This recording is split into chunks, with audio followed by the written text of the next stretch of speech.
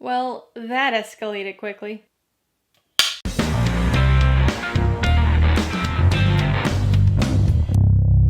Hey everybody, welcome to Mainly Movies. Today I'm going to be talking about the first film of the Rambo franchise, 1982's First Blood.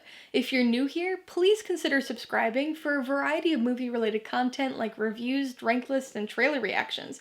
All of my reviews include a breakdown of the pros and cons, my rating, and some tailored film recommendations, so be sure to watch through to the end of this video for all of that extra content. First Blood stars Sylvester Stallone, Richard Crenna, and Brian Dennehy, and was directed by Ted Kotcheff. It's based on David Morrell's 1972 novel of the same name and tells the story of John Rambo, a Vietnam War vet played by Sylvester Stallone. While traveling through a small Washington town, he's arrested for vagrancy and harassed by the local law enforcement. Irritated by his treatment, Rambo escapes from the police station into the woods, leading to a quickly escalating manhunt. First Blood is a war movie without the war, or at least a war movie not set during a war. Over the years, Rambo has become a name that's synonymous with action. The character's such a part of pop culture now that even people who've never seen a single Rambo movie know exactly who you're talking about. There's something really cool about that, but at the same time, that degree of recognizability makes it easy for overgeneralizations and character misunderstandings to become pervasive. As a result, people who've never seen First Blood already have preconceived notions about it. Between the reputation of the Rambo character, Sylvester Stallone's typical output, and the expectations of 80s movies, it seems like it'd be really easy to write this film off as a shallow action fest. At its surface, First Blood is a pretty typical 80s action movie, full of gunfights, car chases, and explosions. But just under that surface, there's a lot more to this film. It's much heavier than you might expect, dealing with issues including profiling, PTSD, and life after war. The film is bookended by two very poignant and impactful scenes that really touch on these darker themes. Rambo's brief visit with Delmar's family sets the tone for the movie, and his emotional, borderline unintelligible monologue to Troutman closes the film on a very downbeat note. Although a somewhat overused plot device now, the short flashback sequences were an effective means of visually informing the audience of John Rambo's PTSD from his time in Vietnam. This not only provides some background for the character, but it also makes you sympathize with him, which is really important given the events that ensue over the course of the film. By clearly establishing Rambo as the sympathetic victim of the story, it makes it extremely easy for the audience to excuse the things he ends up doing. Because despite the heavier themes and overarching messages, this movie still is an action movie, and a pretty intense one at times. The foggy, rainy forest setting that's used for much of the film is great, and really highlights the gritty, guerrilla style of both the filmmaking and Rambo's fighting. The brutality and efficiency with which he incapacitates his pursuers disguises the darker cinematic subtext by focusing on the bloody, visceral action, but the fact that Rambo never kills anyone during the entire runtime is very telling. As exciting and meaningful as this movie gets, it does have some pacing issues around the three-quarter mark. But perhaps the biggest fault this film has is contained within the story itself. Even when I first saw this movie as a kid, I was always a little taken aback by how overreactive the police were, especially Sheriff Teasle.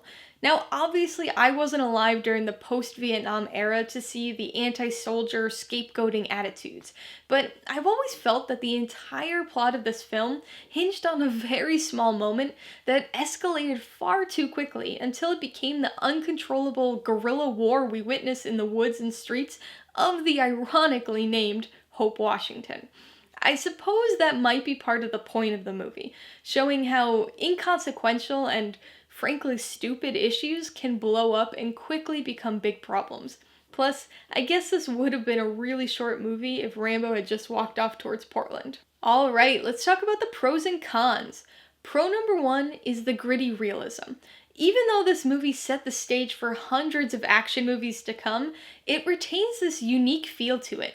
Maybe it was the on-location shooting, or the fact that Stallone did many of his own stunts, some of which resulting in broken bones, but the movie has this weirdly natural feel to it. You get cold just watching Rambo run around the woods in the middle of winter wearing a tank top. You wince at the aftermath of some of the brutal traps he sets. There's no doubt that the action is exciting, but it never has that movie action, polished feel to it. It's grimy, it's bloody, and it's intense. The second pro has gotta be the themes and messages of the film. I know the term message movie probably doesn't come to anybody's mind when thinking about First Blood, but maybe it should. The action's what everybody remembers, or what people who've never seen it expect, but it's also a really interesting and impactful exploration of the post-war consequences of Vietnam, and PTSD in general.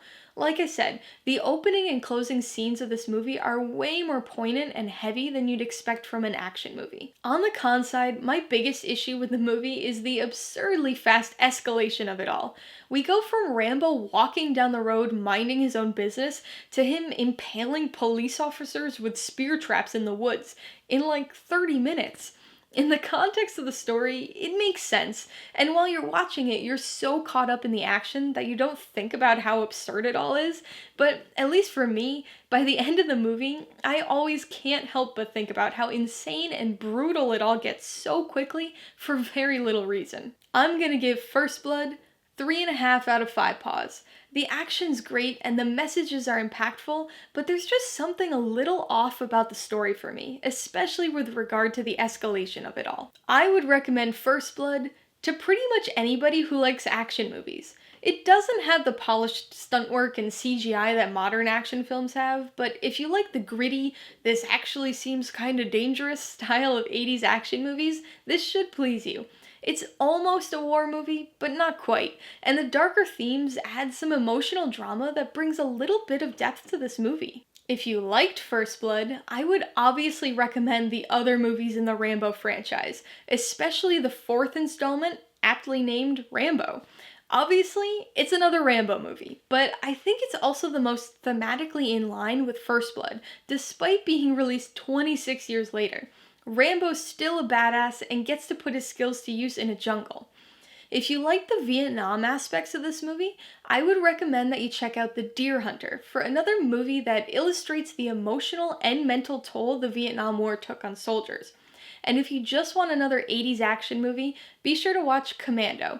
It might not have the impactful subtext of First Blood, but it does have some crazy and entertaining one-man army action. Alright, a couple questions for you guys. Number 1, have you seen First Blood? If so, what'd you think of it? And number 2, what's your favorite life after war movie? Be sure to leave your answers in the comments below so we can get a discussion going. Alright, so if you got some enjoyment, insight, or information out of this review, I'd appreciate it if you'd hit that like button. And if you haven't done so already, please hit subscribe while you're at it to see more videos like this. Till next time, this has been Alyssa with Mainly Movies, the way life should be.